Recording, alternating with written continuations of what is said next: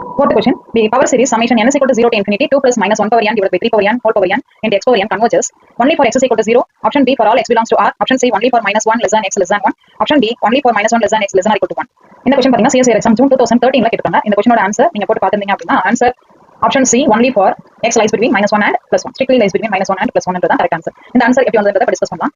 fourth questionல நம்ம பார்த்தாலே power n இருக்கு. பவர் n அப்படினாக்க நம்ம என்ன பண்ணலாம் அப்படினா பவர் n நாலே டக்கு நம்ம ரூட் டெஸ்ட் அப்ளை பண்ணலாம். காஷியஸ் ரூட் டெஸ்ட் நம்ம அப்ளை பண்ணலாம். அப்ப ரூட் டெஸ்ட்னா an பவர் 1 by n போடலாம். இப்போ 1 by n போடும்போது இந்த an க்கு பவர்ல 1 by n போடும்போது எப்படி வரும் நமக்கு இந்த குட்டை an தான் இதுதான் நமக்கு an எடுத்துக்கும். அப்ப an ன்றது 2 plus minus 1 power n divided whole power n divided by 3 power n ன்னு கொடுத்தாங்க. இதுல an பவர் 1 by n போடும்போது எப்படி கிடைக்கும் நமக்கு answer an power 1 by n னாக்க பவர்ல இருக்க n நமக்கு கேன்சல் ஆயிடும். அப்ப எப்படி வரும் நமக்கு 2 power minus 1 power n divided by 3 மட்டும். ஏன்னா பவர் n அப்புறம் பவர்ல n whole power ஒரு 1 by n நம்ம போடுறோம் இல்லையா, அதனால வந்து இந்த n என்ன நமக்கு கேன்சல் ஆயிடுது. சோ இந்த n நமக்கு கேன்சல் ஆயிடும். அதனால வந்து நம்ம an power 1 by n is equal to என்ன ஆன்சருக்கு வந்து நமக்கு an power 1 by n is equal to 2 plus minus 1 power n divided by 3 கிடைக்கும். இப்போ இந்த ஆன்சர்ல நான் n is equal to odd n is equal to even ரெண்டு ஆன்சர் போட்டு பார்க்கலாம். n is equal to odd க்கு n is equal to 1 substitute பண்ணி பார்க்கலாம். n is equal to 1 substitute பண்ணுங்க என்ன ஆன்சர் வரும் n is equal to 1 n is equal to n odd நாக்க ஒரு எக்ஸாம்பிள் நான் போட்டு காமிக்கிறேன். n is equal to 1 போட்டு பார்க்கறேன். 1 ன்றது odd நம்பர். அப்ப odd நம்பர்னா எப்படி வரும் 2 plus minus 1 power 1 divided by 3. அப்பனா 2 minus 1 by 3 கிடைக்கும். 2 minus 1 by 3 ன்றது என்ன ஆன்சர் 1 by 3 கிடைக்கும். அடுத்து n odd னும்போது என்ன சப்ஸ்டிட்யூட் பண்றானே n odd னும்போது n even னும்போது என்ன சப்ஸ்டிட்யூட் பண்றோம் அப்படினா 2 சப்ஸ்டிட்யூட் பண்றோம்.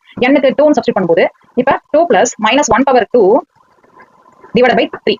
அப்பனா எப்படி வரும் நமக்கு 2 plus minus 1 power 2 நாக்க என்ன வரும் 1 plus 1 divided by 3. அப்ப 3 by 3 ன்ற ஆன்சர் என்ன கிடைக்கும் 1. அப்ப n odd இருக்கும்போது 1 by 3 கிடைக்குது. n even இருக்கும்போது plus 1 கிடைக்குது. இப்ப சுப்ரீம் வேல்யூ ஆஃப் இந்த ரூட் டெஸ்ட்ல வர வேல்யூ பாத்தீங்கன்னா என்ன ஆன்சர் வருது 1 கிடைக்குது. இதுதான் நமக்கான லிமிட் வேல்யூ ரூட் டெஸ்ட் பொறுத்த வரைக்கும். லிமிட் தான் நம்ம ஏற்கனவே நம்ம சொல்லிருக்கோம் l ன்றது 1 by radius of convergence. அதாவது r ன்ற radius of convergence எப்படி எழுதுவோம்னா ரெசிப்ரோக்கல் ஆஃப் தி லிமிட் ன்னு எழுதுவோம் இல்லையா. அப்ப அது வந்து எப்படி எழுதலாம்னா l is equal to 1 by r ன்னு எழுதலாம். அப்ப 1 by r வேல்யூ 1 நாக்க l is equal to நமக்கு என்ன 1 ன்னு கிடைக்குது நமக்கு. அப்ப r நமக்கு 1 by l ன்றது 1 by 1 so r is equal to 1 ன்னு கிடைக்கும். அப்ப அந்த radius of convergence value 1 நாக்க அந்த சீரிஸ் வந்து converges for mod x less than 1 strictly less than 1 அப்படினு சொல்லிடலாம். அப்ப strictly less than 1 நாக்க நமக்கு இந்த ஆன்சரை வச்சு நம்ம பாக்கும்போது ஃபர்ஸ்ட் ஆப்ஷன் வராது. x 0 ன்றது for all x க்கு மட்டும் வராது. ஏன்னா x ஓட value strictly mod x value less than 1 மட்டும் வருது. அப்படி பார்த்தா இந்த ரெண்டு ஆப்ஷன் c and d மட்டும் தான் சான்ஸ் இருக்கு. அதுல ஒரு ஆப்ஷன் நமக்கு எக்ஸ்ட்ரா செக் பண்ண வேண்டியது என்னன்னு பாத்தீங்கன்னா இந்த லாஸ்ட் ஆர்க்ல லாஸ்ட் ஆப்ஷன்ல ஈக்குவல் டு 1 க்கு நம்ம சப்ஸ்டிட்யூட் பண்ணி பார்க்கணும். அப்ப ஈக்குவல் டு 1 போட்டு பார்ப்போம்.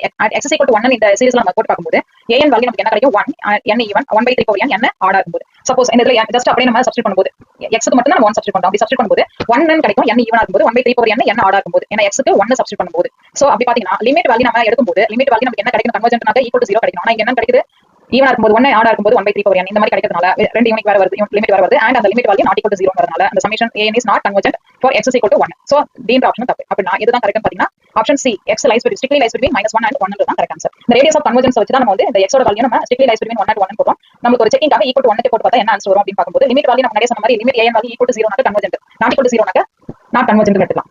சோ அந்த கன்க்ளூஷன் வச்சு option C is the correct answer னு சொல்லிடலாம்.